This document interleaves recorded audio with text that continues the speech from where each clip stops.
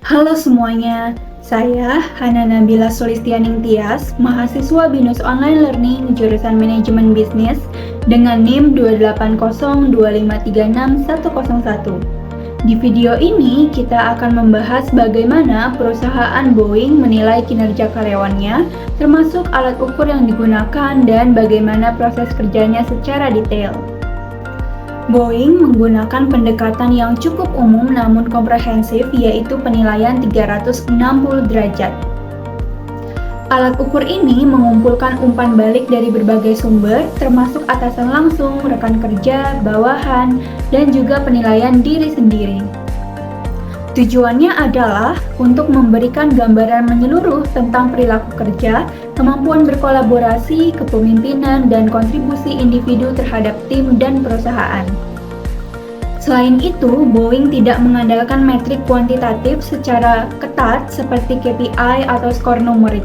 Evaluasi sangat bergantung pada penilaian diskresioner manajer, yang berarti subjektivitas tetap punya peran besar dalam proses ini. Berikutnya adalah penetapan tujuan. Di awal tahun, manajer dan karyawan menetapkan tujuan kerja spesifik yang disesuaikan dengan strategi dan target perusahaan. Yang kedua, pemantauan berkala. Selama periode kerja, karyawan menerima umpan balik informal secara berkala. Ini bisa berupa diskusi mingguan, laporan kemajuan, atau evaluasi proyek. Lalu selanjutnya ada umpan balik 360 derajat. Boeing akan meminta karyawan lain dalam lingkup kerja untuk memberikan penilaian terhadap performa dan sikap kerja karyawan yang bersangkutan. Ini menambah akurasi karena lebih dari satu sudut pandang yang digunakan. Selanjutnya ada review akhir tahun. Manajer dan karyawan melakukan evaluasi formal tahunan. Mereka akan membahas pencapaian target, kekuatan, serta area yang perlu dikembangkan.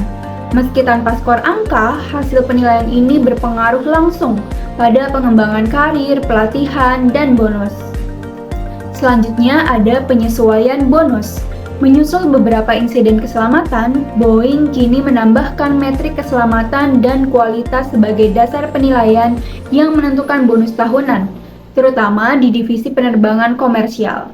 Sekitar 60% bonus kini didasarkan pada metrik ini. Kesimpulannya, Boeing menggunakan pendekatan penilaian yang cukup fleksibel dan humanistik dengan menekankan pada feedback dari berbagai arah, diskusi terbuka antara karyawan dan manajer, serta penyesuaian sistem berdasarkan kondisi perusahaan. Meski belum menggunakan sistem angka yang detail, evaluasi ini tetap berdampak besar terhadap keputusan personalia dan pengembangan SDM di Boeing.